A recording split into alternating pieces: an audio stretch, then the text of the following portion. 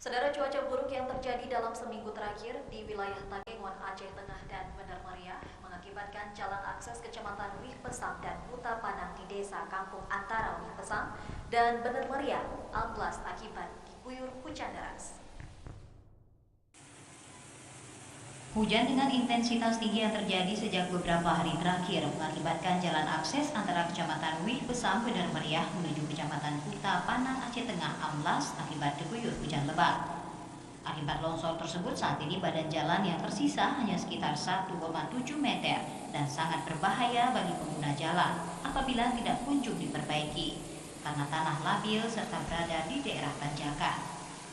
Jalan ini merupakan jalur ekonomi warga Huta Panang Aceh Tengah serta Wih Pesang Bener Meriah untuk membeli kebutuhan pokok dan akses menuju perkebunan serta membawakan hasil panen. Selain karena hujan lebat yang terjadi, longsornya badan jalan juga disebabkan oleh gorong-gorong yang berada di bawah jalan yang tidak mampu menampung air. Diduga terjadinya penyumbatan sehingga mudah patah. Wakil Bupati Bener Meriah, Tengku Sarkawi bersama Badan Penanggulangan Bencana Daerah BPBD serta pihak kecamatan meninjau langsung ke lokasi dan menyampaikan akan segera melakukan perbaikan badan jalan tersebut dalam waktu dekat agar akses perekonomian warga tidak terganggu.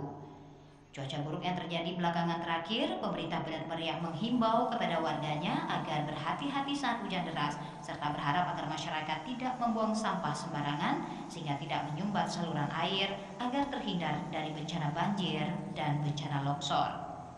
Insya Allah besok ini akan kita perbaiki agar rel lintas antar kabupaten Aceh Tengah dan Bener Meriah ini bisa dilewati kembali oleh masyarakat.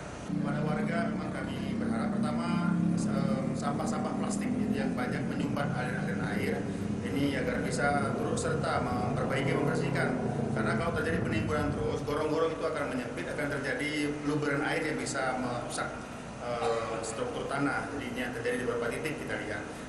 Dari Bener Meriah, Muhammad Ilyas, TVRI Aceh melaporkan.